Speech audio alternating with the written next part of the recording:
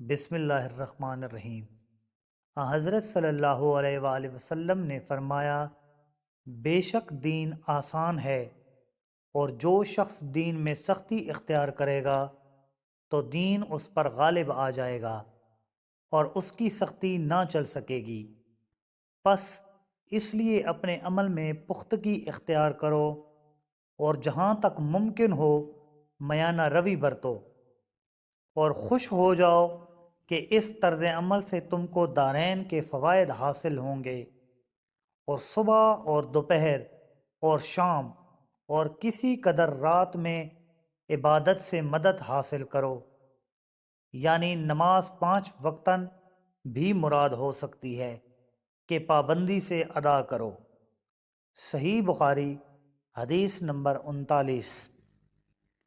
رسول صلی اللہ علیہ وآلہ وسلم جب مدینہ تشریف لائے تو پہلے اپنے نانہال میں اترے جو انصار تھے، اور وہاں آپ نے 16 یا 17 ماہ بیت المقدس کی طرف منہ کر کے نماز پڑھی، اور آپ کی خواہش تھی کہ آپ کا قبلہ بیت اللہ کی طرف ہو۔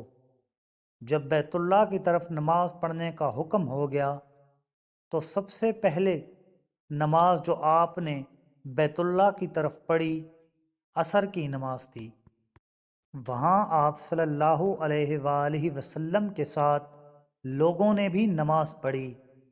پھر آپ کے ساتھ نماز پڑھنے والوں میں سے ایک آدمی نکلا اور اس کا مسجد یعنی بنی حارثہ کی طرف گزر ہوا تو وہ لوگ رکوع میں تھے۔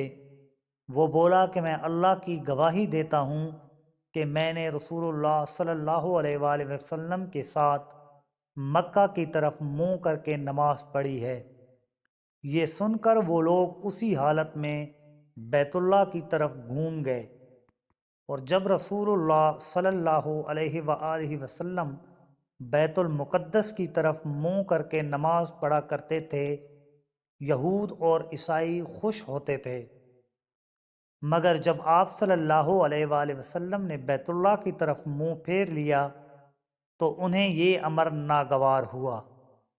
صحیح بخاری حدیث نمبر 40۔